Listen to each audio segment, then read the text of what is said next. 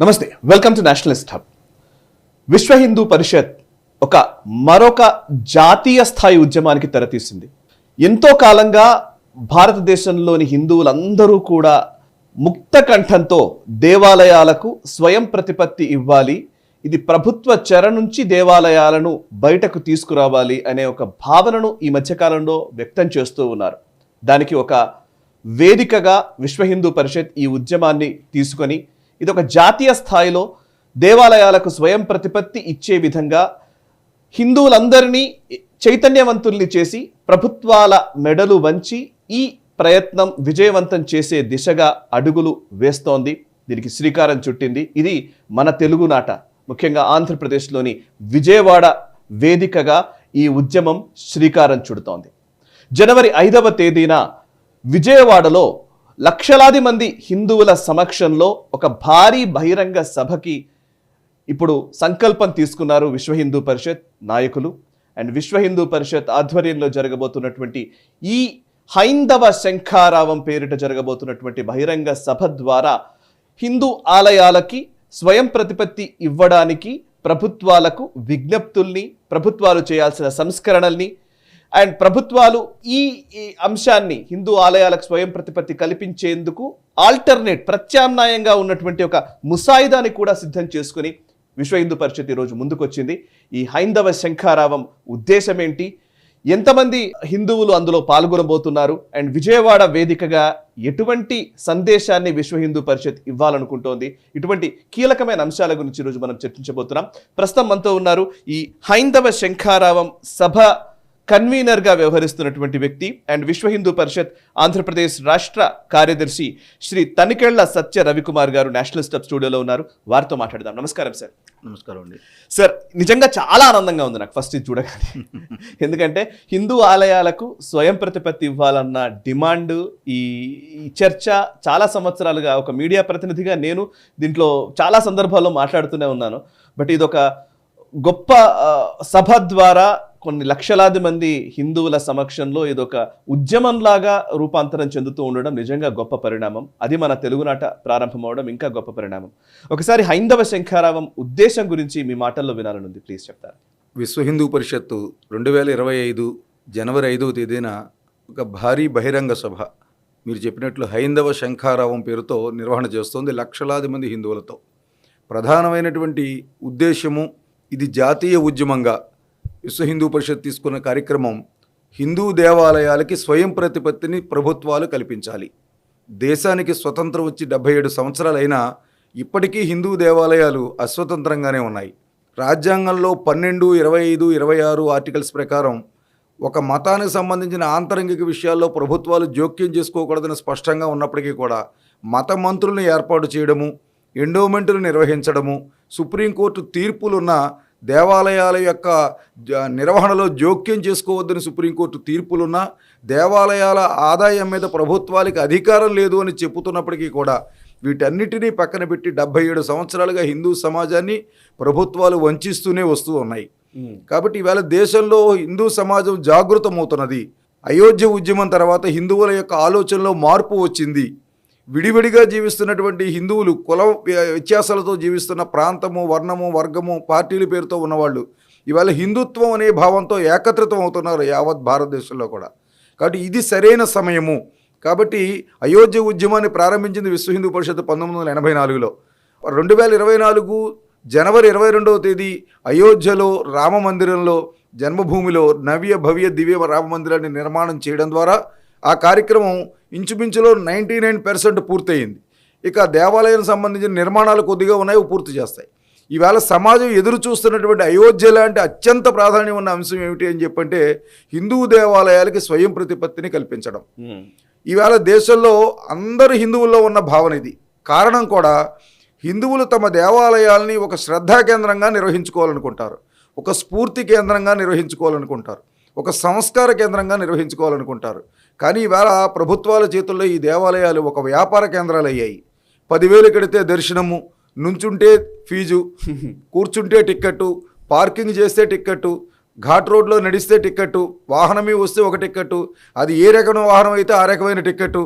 కాబట్టి వేగంగా దర్శనం అంటే ఒక టికెట్, ఆఖరికి స్వామివారి దగ్గర ఒక కొబ్బరికాయ కొట్టాలన్న టికెట్ కొనే పరిస్థితి తీసుకొచ్చారు. కాబట్టి ఈ పరిస్థితిలో హిందూ సమాజము నా దేవుణ్ణి నేను దర్శించుకోవడానికి, విచిత్రమైన విషయం ఏంటంటే హిందువులే భక్తులే నిర్మాణం చేసుకున్న దేవాలయాల్లో వాళ్ళనే ఒక వినియోగదారులుగా ప్రభుత్వం ఒక దుకాణం తెరిచినట్టుగా ఈ దేవాలయ వ్యవస్థ తయారవుతుంది యావత్ భారతదేశంలో.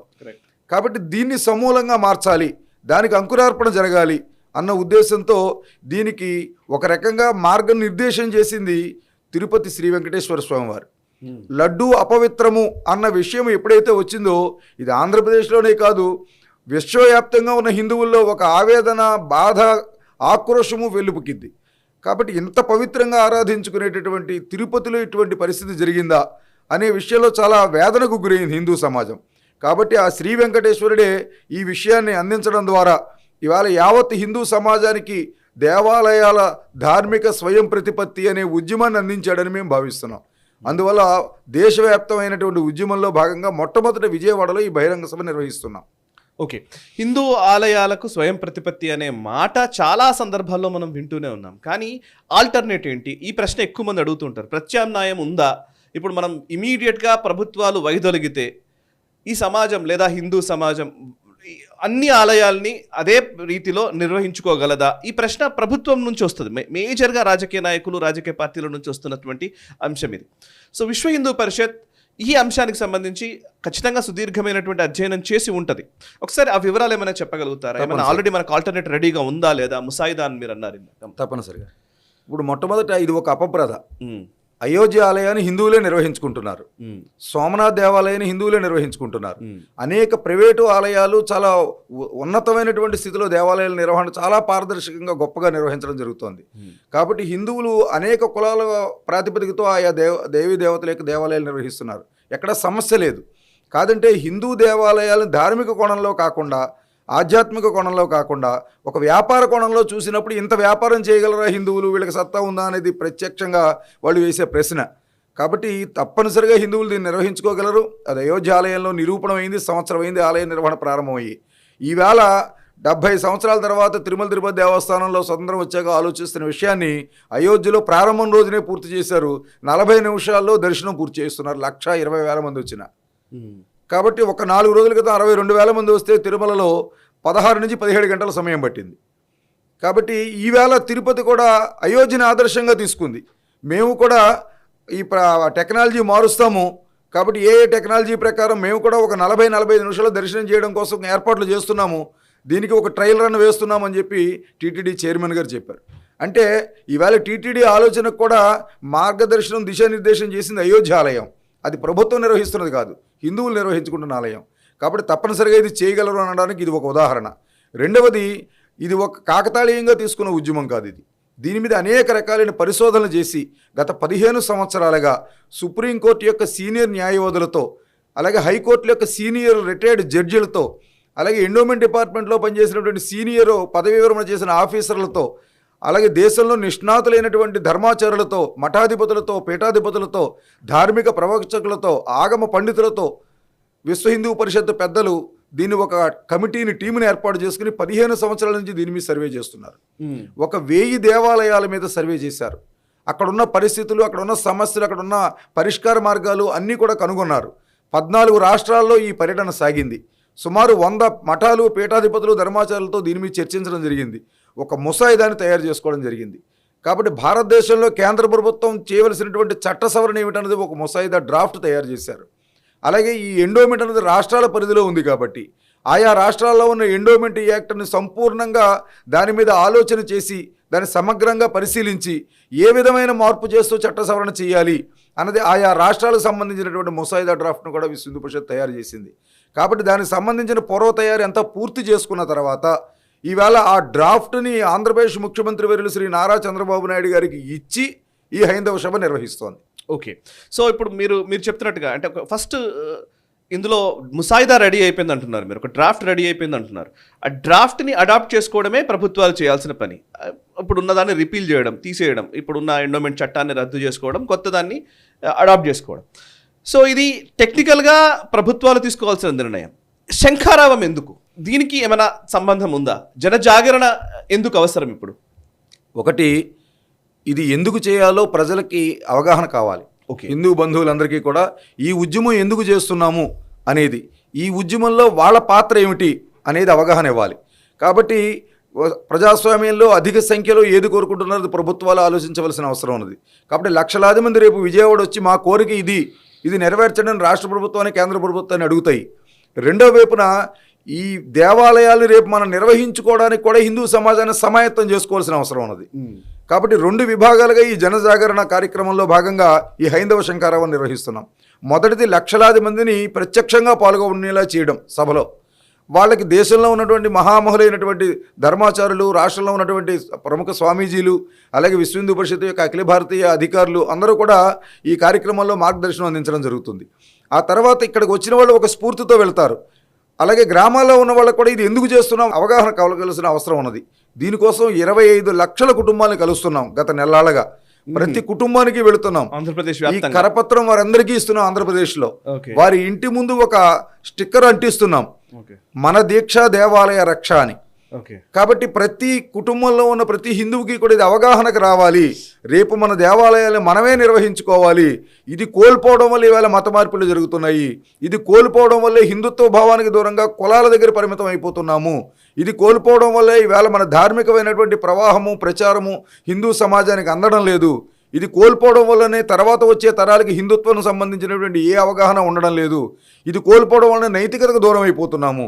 కాబట్టి దేవాలయం వీటన్నిటికీ మూల కేంద్రము. కాబట్టి ఒక దేవాలయం పూర్వం నుంచి జరిగేటటువంటి పద్ధతి ఏదైతే ఉన్నదో పంచాలయ వ్యవస్థగా అలా మళ్ళీ మనం తీర్చిదిద్దుకుందాము. ఇది అందరము కలిసి చేయవలసిన పని అనేది అవగాహన ఇవ్వడం కోసం ఈ హైందవ శంఖారావం. పంచాలయ వ్యవస్థ అంటే ఒకసారి నాకు చెప్తారా? ఒకటి, భగవంతుని ప్రతిష్ఠ చేసుకుంటాం కాబట్టి అది దేవాలయం అయింది. భగవంతుడు దేవుడు అక్కడ ఉన్నాడు కాబట్టి దేవాలయము. ఆ దేవాలయం కేంద్రంగా సమాజం మొత్తానికి ఆర్తులకి ఆకలిని తీర్చి, అన్నార్తిని తీర్చి వసతిని అందించేటటువంటి శరణాలయం రెండవ ఆలయం. మూడవది, అక్కడ ఉన్నటువంటి పామర్లకి విజ్ఞానాలు అందించడం కోసం, జ్ఞానాన్ని పెంచడం కోసం విద్యాలయం. ఇవాళ తిరుమల తిరుపతి దేవస్థానం అదే చేస్తున్నది, అదే ఆచారంలో భాగంగా. నాలుగవది, అక్కడ ఉన్నటువంటి రోగులకి ఆరోగ్యాన్ని అందించడం కోసం వైద్యాలయము. ఇక చివరగా హిందుత్వానికి సంబంధించినటువంటి గ్రంథాలు, వాటికి సంబంధించినటువంటి పురాణ ఇతిహాసాలని ప్రతి వాళ్ళు కొని చదవలేరు. కాబట్టి ప్రతి దేవాలయం ఒక గ్రంథాలయంగా విరాజమానం అయినప్పుడు, ధార్మిక పత్రికలు అక్కడికి వస్తున్నప్పుడు వేదాలు కానీ, ఉపనిషత్తులు కానీ, లేకపోతే శృతులు కానీ, కృతులు కానీ, పురాణాలు కానీ, 18 అష్టాదశ పురాణాలు కానీ, భగవద్గీత కానీ, మా ప్రముఖులైనటువంటి ధార్మిక పురుషుల యొక్క ప్రవచన సంపుటిలు కానీ, ఇవన్నీ అక్కడ గ్రంథాలయంలో ఉంచితే కావాల్సిన వాళ్ళు రోజు వచ్చి వాటిని చదువుకుని విజ్ఞానాన్ని, ధార్మికతని, నైతికతని పెంచుకునే విధంగా గ్రంథాలయాలు. కాబట్టి దేవాలయము, శరణాలయము, విద్యాలయము, వైద్యాలయము, గ్రంథాలయము, ఈ పంచాలయ వ్యవస్థ మళ్ళీ వచ్చిన రోజునే ఈ హిందుత్వం మత మార్పుల బారి నుంచి రక్షించుకొనబడుతుంది. అప్పుడు ఒకవైపు ధార్మికత, రెండో వైపు ధార్మికతే జాతీయత. కాబట్టి జాతీయ భావాలు కూడా పెరగడానికి అవకాశం ఉంటుంది. ఓకే. అండ్ ఇంకోటి, ఈ హైందవ శంఖారామం లక్షల మందితో వస్తున్నారు. ఎంతమందిని ఎక్స్పెక్ట్ చేస్తున్నారు సార్? సుమారుగా 3 లక్షల పైన వస్తారు. ఒక 15,000 బైకుల్లో, ఒక 10,000 కార్లలో, ఒక 5,000 బస్సులు బుక్ చేసుకోవడం జరిగింది. ఒక 12 స్పెషల్ ట్రైన్స్ను కూడా కేంద్ర ప్రభుత్వం నుంచి అనుమతి తీసుకోవడం జరిగింది. కాబట్టి ఖచ్చితంగా 3 లక్షల మంది తగ్గకుండా హైందవ సభలో పాల్గొంటారు. అలాగే ఆంధ్రప్రదేశ్లో ఉన్నటువంటి అన్ని రెవెన్యూ మండలాల నుంచి, అన్ని పంచాయతీల నుంచి, అన్ని గ్రామాల నుంచి ఒక ప్రతినిధి అయినా గ్రామం నుంచి ఉండే విధంగా అన్ని గ్రామాల నుంచి ప్రతినిధులు ఉండేలా యోజన చేయడం జరుగుతోంది. హరిజన, గిరిజన, మత్స్యకార, ఉపేక్షిత బస్తీల నుంచి కూడా పెద్ద సంఖ్యలో వస్తున్నారు. అటు చివర ఉన్నటువంటి పాడేరు, పార్వతీపురం, అల్లూరు సీతారామరాజు జిల్లా, అలాగే రంపచోడవరం ఈ ప్రాంతాల నుంచి కూడా హరిజన, గిరిజన బంధువులందరూ కూడా ఈ పెద్ద సంఖ్యలో ఈ కార్యక్రమంలో పాల్గొంటారు. ఎవరెవరు ముఖ్యమైన నాయకులు, ఎవరైనా జాతీయ స్థాయి నాయకులు వస్తున్నారా? లేకపోతే ఈవెన్ రాజకీయ పార్టీల నాయకులు ఇందులో ఇన్వాల్వ్ అవుతున్నారా? ఎట్లా ఉండబోతుంది సభ? హిందూ దేవాలయ వ్యవస్థని రాజకీయాల నుంచి ప్రక్షాళన చేసి ధార్మిక వ్యవస్థగా నిర్వహించుకోవాలని చేస్తున్నటువంటి కార్యక్రమంలో జరుగుతున్న ప్రథమ బహిరంగ సభ కాబట్టి జాతీయ ఉద్యమంలో ఇది కేవలం ధార్మికమైనటువంటి వ్యక్తులు, పురుషులు మాత్రమే వేదిక మీద ఉంటారు. పిలవడము, దీన్ని చట్ట సవరణ చేయవలసింది ప్రభుత్వాలు, పార్టీలు, రాజకీయ నాయకులే. కాబట్టి వారి గౌరవానికి ఎక్కడా తగ్గకుండా వారు ఎందుకు ఇది కోరుతున్నాం వారు కూడా ఆలకించడం కోసం వారిని కూడా సవినయంగా ఆహ్వానించడం జరిగింది. కానీ వేదిక మీద మాత్రం పూజ్య స్వామీజీలు, మఠాధిపతులు, పీఠాధిపతులు, విశ్వ హిందూ పరిషత్ యొక్క నేతలు, ధార్మిక సంస్థల నేతలు మాత్రమే ఉంటారు. కాబట్టి విశ్వ హిందూ పరిషత్ అంతర్జాతీయ అధ్యక్షులు, విశ్వ హిందూ పరిషత్ అంతర్జాతీయ ప్రధాన కార్యదర్శి, అలాగే ఆర్గనైజింగ్ ప్రధాన కార్యదర్శి, సంఘటన ప్రధాన మంత్రి, అలాగే వివిధ ధార్మిక సంస్థలకు సంబంధించిన వాళ్ళు, శ్రీరామ జన్మభూమి తీర్థక్షేత్ర ట్రస్టు కోశాధ్యక్షులు గోవిందపూర్ మహారాజు, అలాగే మన త్రిదండి చిరంజీవి స్వామీజీ వారిని కూడా ఆహ్వానిస్తున్నాము, గణపతి సచ్చిదానంద స్వామీజీని ఆహ్వానిస్తున్నాము, అలాగే పరిపూర్ణానంద స్వామిని ఆహ్వానిస్తున్నాము, అలాగే కమలానంద భారతీ స్వామిని ఆహ్వానిస్తున్నాము, శివస్వామిని ఆహ్వానిస్తున్నాము, మాతా శివచైతన్య గారిని ఆహ్వానించాము, శ్రీనివాసానంద సరస్వతి గారిని ఆహ్వానించాము. అలాగే అనేక మంది మహానుభావులు ఈ కార్యక్రమంలో పాల్గొనడం కోసం అందరినీ కూడా ఈ కార్యక్రమానికి ఆహ్వానిస్తున్నాం. ఆంధ్రప్రదేశ్లో ఎంతమంది అయితే స్వామీజీలు ఉన్నారో అందరూ వేదిక మీద ఉండేలాగా వేదికను నిర్మాణం చేస్తున్నాం. ఓకే. అండ్ ఇంకొకటి, దేవాలయాలకు స్వయం ప్రతిపత్తి కలిగించేలోగా దేవాలయాల నిర్వహణలో చేయాల్సిన సంస్కరణలు అని మీరు ఒకటి రాశారు మీ దీంట్లో ఆహ్వాన పత్రికలో. దీంట్లో చాలా అంశాలు ఇందులో ఉన్నాయి. ముఖ్యంగా అన్యమత ఉద్యోగులను తొలగించాలి, ఇట్లా కొన్ని ఉన్నాయి కదా. ఒకసారి మేజర్లీ చేయాల్సిన సంస్కరణలు ముందుగా, అంటే మీరు ముసాయిదాని అడాప్ట్ చేసుకోవడము, ఉన్న దేవాదాయ ధర్మాదాయ శాఖకి సంబంధించిన ఎండోమెంట్ చట్టాన్ని రద్దు చేయడము, వీటికంటే ముందు చేయాల్సిన పనులు, వాటి గురించి ఒకసారి చెప్తారా? చట్ట సవరణ అనేది తెల్లారేటప్పుడు జరిగేది కాదు. కొంత ప్రాసెస్ ఉంటుంది, ఆ ప్రాసెస్లో జరుగుతుంది. ఈలోగా వెంటనే చిత్తశుద్ధితో ప్రభుత్వాన్ని చేయమని మేము కోరుతున్నది ఏమిటి అంటే, రేపు హైందవ శంకరం వేదికగా కోరేది కూడా, ముందు దేవాలయాల్లో ఉన్న అన్యమత ఉద్యోగులను తొలగించండి. ఎక్కడ ఏ దేవాలయంలోనూ అన్యమత ఉద్యోగులు ఉండడానికి వీల్లేదు. వెంటనే వాళ్ళని తొలగించండి. హుండీ డబ్బులతో వాళ్ళకి జీతాలు ఇవ్వడం కరెక్ట్ కాదు. రెండవది, దేవాలయ సముదాయంలో ఉన్నటువంటి దుకాణాలు ఏవైనా అన్యమతస్తులు కేటాయిస్తే ప్రత్యక్షంగా కానీ పరోక్షంగా కానీ అక్కడి నుంచి వాళ్ళని తొలగించండి. ఉదాహరణకి శ్రీశైలంలో మనం చూసాం, సుమారుగా 27 షాపుల వరకు అన్యమతస్తుల చేతుల్లో ఉన్నాయి అనేది మనం చూస్తూనే ఉన్నాం మనం. కాబట్టి ఇట్లాంటి పరిస్థితుల్లో అన్యమతస్తులు ఎవరూ కూడా దుకాణ సముదాయాల్లో కానీ వ్యాపార కేంద్రాల్లో కానీ ఉండకుండా, కాంట్రాక్టుల్లో కానీ ముడి సరుకులు సరఫరా చేసే విభాగంలో కానీ అన్యమతస్తులు ఎవ్వరికీ ప్రవేశం ఉండకుండా, హిందూ దేవాలయము, హిందూ దేవాలయ ఆదాయము హిందువులకు, హిందూ ధర్మ ప్రచారానికే ఖర్చు పెట్టాలి అన్న ఉద్దేశంతో అన్యమతస్తులు ఎవరు, ఆ సేవా ఇన్స్టిట్యూషన్స్ ఉన్నాయి, విద్యాలయాలు, వైద్యాలయాలు వగైరా, అలాంటి చోట కూడా కేవలం హిందువులు మాత్రమే ఉండేలాగా చర్యలు తీసుకోమని ప్రభుత్వాన్ని కోరుతున్నాం. ఆల్రెడీ ప్రభుత్వం కూడా ఒక జీవో ఇచ్చింది, అన్యమతస్తులని అవన్నీ కూడా అందులో ఉంచకుండా మేము నిర్ణయం తీసుకుంటున్నామని. అలాగే దేవాలయ వ్యవస్థలో అర్చకుడిని ప్రాధాన్యం చేయమని. కాబట్టి అర్చకుడికి సంబంధించినటువంటి విషయంలో కూడా ఇవాళ ప్రభుత్వోద్యోగి కాదు, అలాగనే తరతరాలుగా వంశపారంపర్యంగా వాళ్ళ నిర్వహణలో ఉన్నారు. కాబట్టి వాళ్ళకున్న సమస్యలు, అర్చకులకు ఉన్న సమస్యలు పరిష్కారం చేయడం, అర్చకుల వల్ల వస్తున్న సమస్యలు పరిష్కారం చేయడం, ఇది వేగంగా ఈ ప్రక్రియ పూర్తి చేయాలని. మూడవది, అక్కడ ఉన్నటువంటి ఈ హిందూ సమాజం మీద జరుగుతున్న దాడులు ఏవైతే ఉన్నాయో, ఈ దాడులు సమాజం, హిందువులు దాడికి గురవుతున్నారు, కానీ కేసులు కూడా హిందువుల మీదే బనాయించడం జరుగుతోంది. కాబట్టి ఇది దేశవ్యాప్తంగా ఉన్న పెద్ద సమస్య ఇది. కాబట్టి హిందూ సమాజం మీద జరుగుతున్న దాడుల్ని వెంటనే అరికట్టాలని, ఈ దాడులకు పాల్పడుతున్న వాళ్ళ మీద కఠినమైన చర్యలు తీసుకోవాలని, అలాగే హిందూ దేవాలయాల మీద, హిందూ దేవీ దేవతల విగ్రహాల, మూర్తుల మీద అనేక రకాలైనటువంటి దాడులు జరుగుతున్నాయి. ఈ దాడుల నేపథ్యంలో దోషుల్ని గుర్తించి కఠినంగా శిక్షించాలని, అలాగే దేవాలయానికి సంబంధించిన ఆస్తులు అన్యాక్రాంతం కాకుండా, ఒకవేళ ఆక్రమణకు గురైన ఆస్తులు ఉంటే వెంటనే వాటిని స్వాధీనం చేసుకోమని, ప్రభుత్వాలే దేవాలయం ఆస్తులు తీసుకుని నష్టపరిహారం ఇవ్వని ఉంటే వెంటనే నష్టపరిహారం ఇవ్వమని, ఇట్లా ముఖ్యమైన డిమాండ్స్ ఈలోగా పూర్తి చేయమని ప్రభుత్వాన్ని కోరుతున్నాం. ఓకే. ఇప్పుడు హైందవ శంఖారావం సభకి రావాలనుకునే వాళ్ళకి కావచ్చు, లేదా ఈ ఇంటర్వ్యూ చూస్తున్నటువంటి ప్రేక్షకులకు కావచ్చు, ఎందుకు రావాలి, ఎందుకు దీంట్లో పాలు పంచుకోవాలి అంటే మీరేం చెప్తారు? వాళ్ళకి ఇచ్చే సూచన ఏమైనా ఉందా? 800 సంవత్సరాలు బానిసత్వాన్ని అనుభవించాం మొగలాయల చేతుల్లో. దేవాలయాలు ధ్వంసమయ్యాయి, దోపిడీకి గురయ్యాయి, శిథిలమైపోయాయి.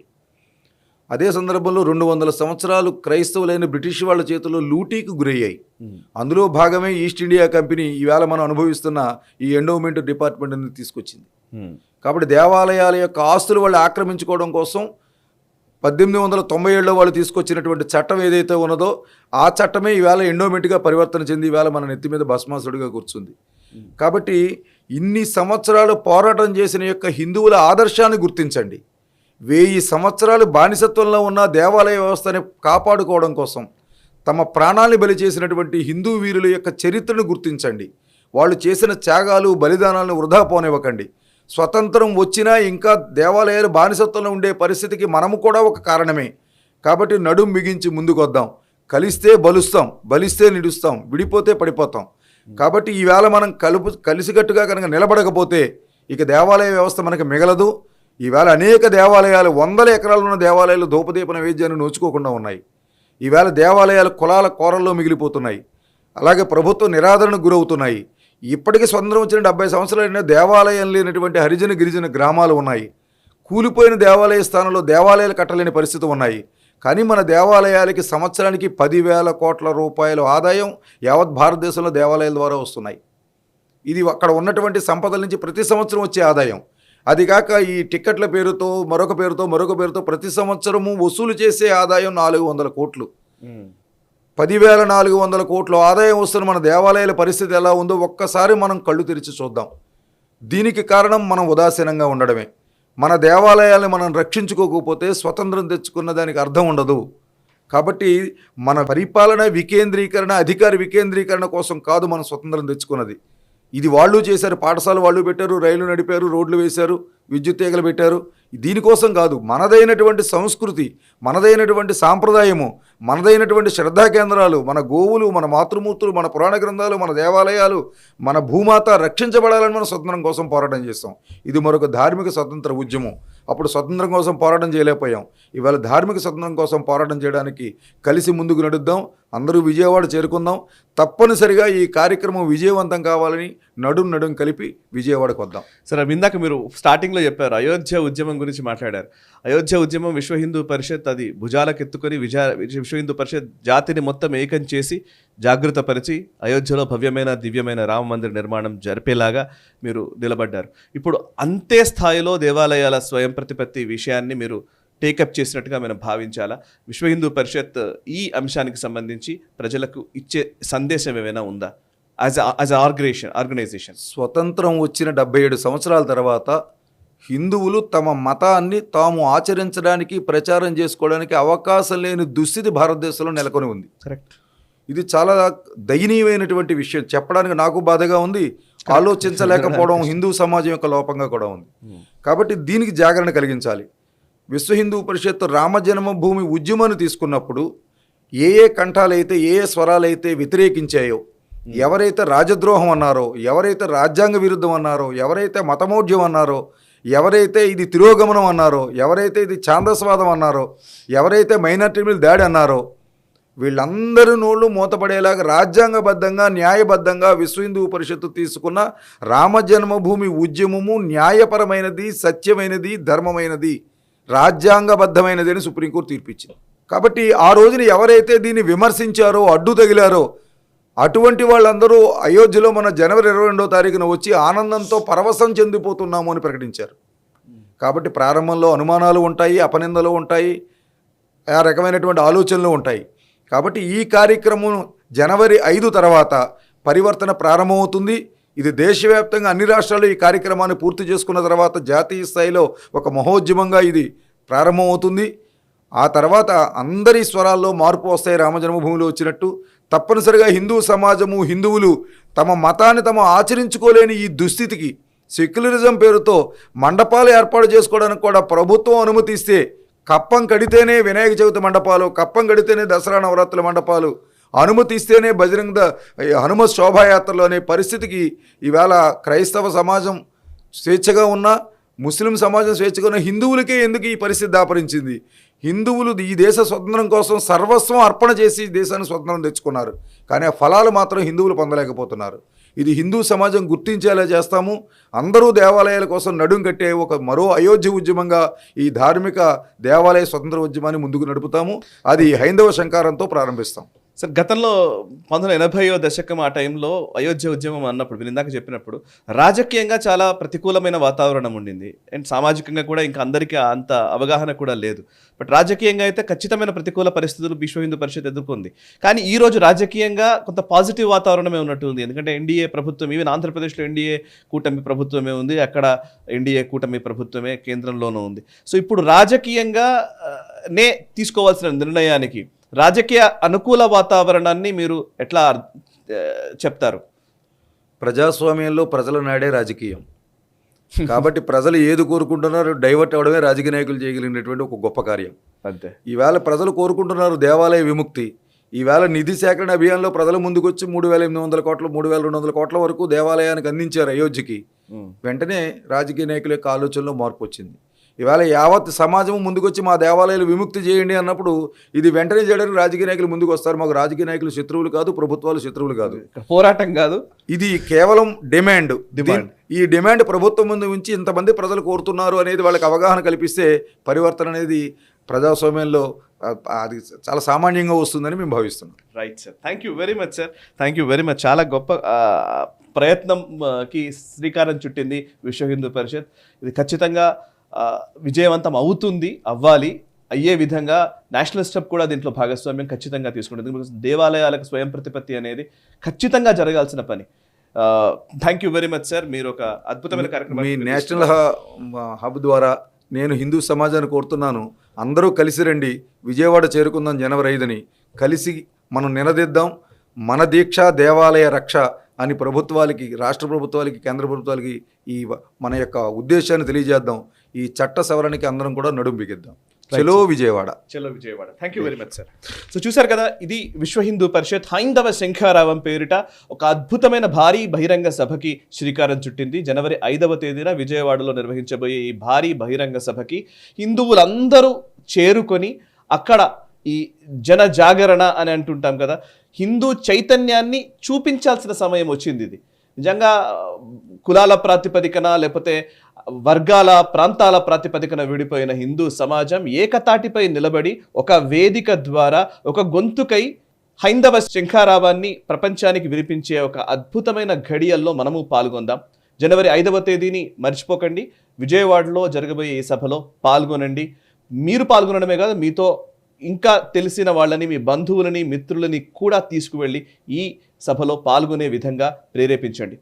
చూస్తూనే ఉండండి నేషనలిస్ట్ హబ్, మనసా వాచా కర్మణ, దేశహితం కోసం. ఈ వీడియో మీకు నచ్చినట్టయితే లైక్ చేయండి, 10 మందికి షేర్ చేయండి. అలాగే కామెంట్ల రూపంలో మీ అభిప్రాయాలను మాతో పంచుకోండి. Nationalist hub group of channels ను సబ్స్క్రైబ్ చేసుకుని తెలుగునాట జాతీయవాద జర్నలిజాన్ని ప్రోత్సహించండి. ఈ వీడియో కింద ఉన్న బెల్ ఐకాన్ పై క్లిక్ చేయడం మర్చిపోవద్దు.